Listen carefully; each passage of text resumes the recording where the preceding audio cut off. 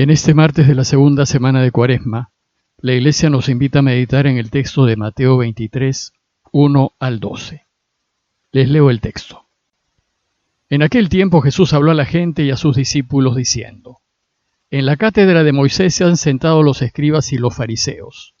Hagan y cumplan lo que les digan, pero no hagan lo que ellos hacen, porque ellos no hacen lo que dicen.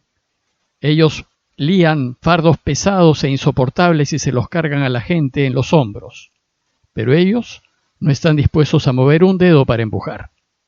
Todo lo que hacen es para que los vea la gente. Alargan las filacterias y ensanchan las franjas del manto. Les gustan los primeros puestos en los banquetes y los asientos de honor en las sinagogas, que les hagan reverencia por la calle y que la gente los llame maestros.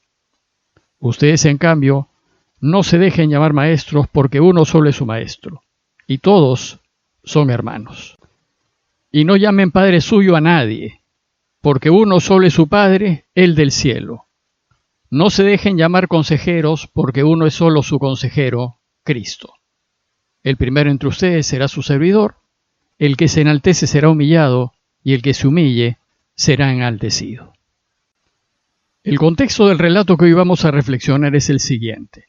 Jesús se encuentra en Jerusalén, y según Mateo, a su llegada tuvo lugar una serie de discusiones con diversos grupos de judíos, fariseos, escribas, saduceos, herodianos, jefes de los sacerdotes, que cuestionaban su autoridad. Y mientras la gente se admiraba de las enseñanzas de Jesús, estos diversos grupos judíos se sintieron denunciados y desautorizados por él ante el pueblo, y lo único que querían era acusar a Jesús y terminar con él, sacarlo de en medio. A la luz de esto, ahora Jesús se dirige a la gente que lo escuchaba admirada y a sus discípulos.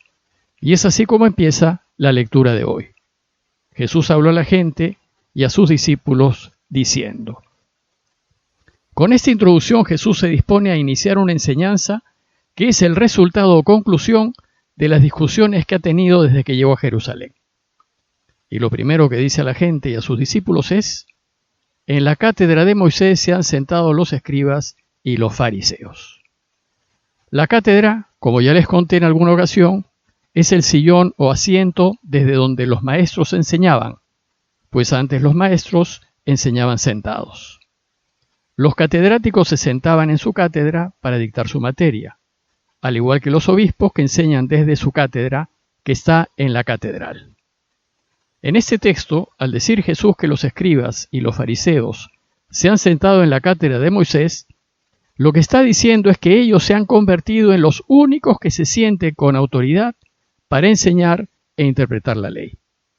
Y creían que nadie sino ellos pueden explicar e instruir al pueblo en todo lo referente a la alianza con Dios hecha por Moisés.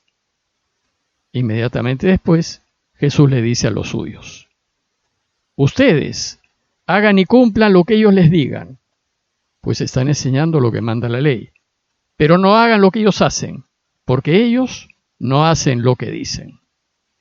Jesús les dice que cumplan la ley, que es lo mismo que enseña el Deuteronomio 4:6, que dice: Guarden los mandamientos de la ley y practíquenlos, porque ellos son su sabiduría y su inteligencia a los ojos de los pueblos, que cuando tengan noticia de todos estos preceptos dirán: Cierto que esta gran nación es un pueblo sabio e inteligente. Y entre las cosas que hacían estos maestros de la ley, y que no debían hacer los suyos, era interpretar la ley a su modo y acomodarla a sus intereses. Y Jesús dice a los suyos: no hagan lo que ellos hacen, es decir, no interpreten ni acomoden la ley según su conveniencia, pues hacer esto distorsiona el espíritu de la ley. Por ejemplo, dice el texto, ellos atan fardos pesados e insoportables y se los cargan a la gente en los hombros. Es decir, obligan a la gente a cumplir con una serie de exigencias que no son intención de Dios. Bueno, pues el problema era que la única posibilidad que tenía la gente de aprender las enseñanzas de la ley era asistiendo a las sinagogas. Y toda la red de sinagogas de Israel estaba en manos de los fariseos. Y lo que en ellas se hacía era enseñar la interpretación farisea de la ley, que lo único que hacía era poner sobre los hombros de la gente una serie de pesadas exigencias y sacrificios. Y esto lo hacían los fariseos para aumentar su control y su poder sobre la gente, porque ellos mismos no observan lo que dicen. O como dice el texto, ellos no están dispuestos a mover un dedo para empujar esas pesadas cargas, exigencias y sacrificios que imponen a los demás. Son pues una partida de inconsecuentes, porque lo que mandan hacer a la gente, ellos mismos no lo hacen. La dificultad es que este proceder de los fariseos, en lugar de mostrar el rostro verdadero de Dios, que es el de Jesús, y que es el rostro de un Dios clemente, compasivo y perdonador, muestran la imagen de un Dios exigente, temible y para nada compasivo. En cambio, Jesús enseña la misma ley de Moisés, pero la interpreta según la voluntad del Padre. Él no pone pesadas cargas sobre los hombros de la gente. Él más bien dice, en Mateo 11:30, que carguemos con su yugo, que es suave, y su carga ligera. Jesús pues no busca agobiar a la gente con exigencias religiosas imposibles de cargar. Él más bien quiere que sigamos el camino de Dios con alegría. Inmediatamente después de esta denuncia, Jesús acusa a los escribas y fariseos, a esos maestros de la ley, de hipócritas. El hipócrita es un farsante, es aquel que representa lo que no es el que se muestra de una manera, pero en realidad es de otra. Y Jesús resume la actitud de ellos diciendo, todo lo que hacen es para que los vea la gente, es solo para aparentar, pues su corazón está lejos de Dios. Su interés no es Dios, su interés son ellos, que los vea la gente y los aplauda. Entonces Jesús pone 3 ejemplos para mostrar la inconsecuencia de estos maestros de la ley y denunciar su hipocresía y su afán de ser reconocidos y bien vistos. Primero les dice que alargan las filacterias y ensanchan las franjas del manto. Las filacterias son un par de pequeñas cajitas que se ataban con unas correas de cuero al brazo izquierdo y a la frente, y dentro de las cuales se encuentran algunos versos importantes de la ley, como el primer mandamiento. Y alargar las filacterias es hacer las correas de cuero más anchas, más grandes y más vistosas para llamar la atención y hacer ver que cumplen la ley. Y las franjas del manto se refieren a unos flecos cosidos en sus vestidos, especialmente los mantos de oración, que recuerdan los mandamientos de la ley. Dice Números 15, 37 al 39. El Señor habló a Moisés, di a los israelitas, háganse flecos y cósanlos con hilo violeta a la franja de sus vestidos, y cuando las vean, les recordarán los mandamientos del Señor y los ayudarán a cumplirlos. Y ensanchar estas franjas era hacerlas más visibles, para pasar como si fuesen más cumplidores de la ley. Después dice que a ellos les gustan los primeros puestos en los banquetes y los asientos de honor en las sinagogas, pues lo que buscan son los honores, ser vistos, buscan el reconocimiento de todos. Y por último les dice que les gusta que les hagan reverencia por las calles y que la gente los llame maestros. Quieren ser pues reconocidos como sabios, como aquellos que enseñan con certeza el camino de Dios. En oposición a lo que hacen los escribas y fariseos, para que los vean, Jesús enseña a los suyos todo lo contrario. Y con 3 ejemplos que les va a enseñar a no vanagloriarse ni a ponerse por encima de los demás.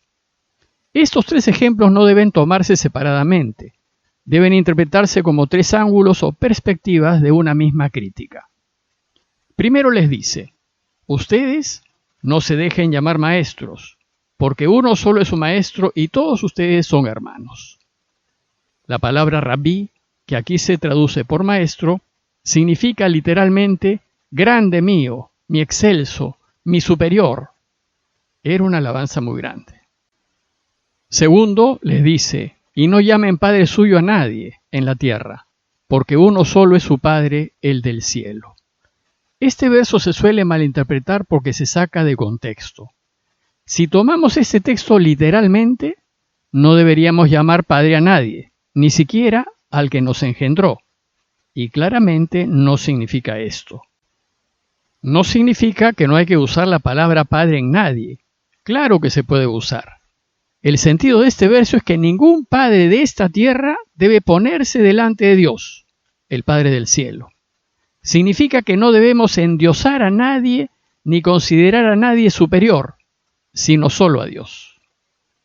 Y por último, no se dejen llamar consejeros porque uno solo es su consejero, Cristo. Una traducción más precisa de consejero es guía, preceptor, tutor o aquel que se encarga de la educación de otro. Solo debemos ser guiados por Cristo y por las enseñanzas de su camino. Estas tres imágenes describen a aquellos que consideramos de muy alta dignidad, muy superiores a nosotros.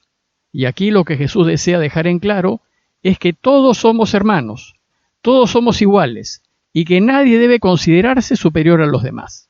Pues el único que está por encima de todos es Dios, el Cristo, el Señor. Por tanto, el que sigue el camino de Jesús y que es puesto en un cargo de autoridad, está allí para servir y no para ser endiosado. Y en lugar de ufanarse de su condición, deberá ejercer su autoridad con humildad y ponerse al servicio de todos. Por eso Jesús concluye su enseñanza diciendo: el primero entre ustedes será su servidor. El que se enaltece será humillado, y el que se humilla será enaltecido. Pidámosle pues a Dios que nos ayude a ejercer nuestros trabajos con humildad, y seamos conscientes de que el único que merece toda nuestra alabanza es Dios. Parroquia de Fátima, Miraflores, Lima.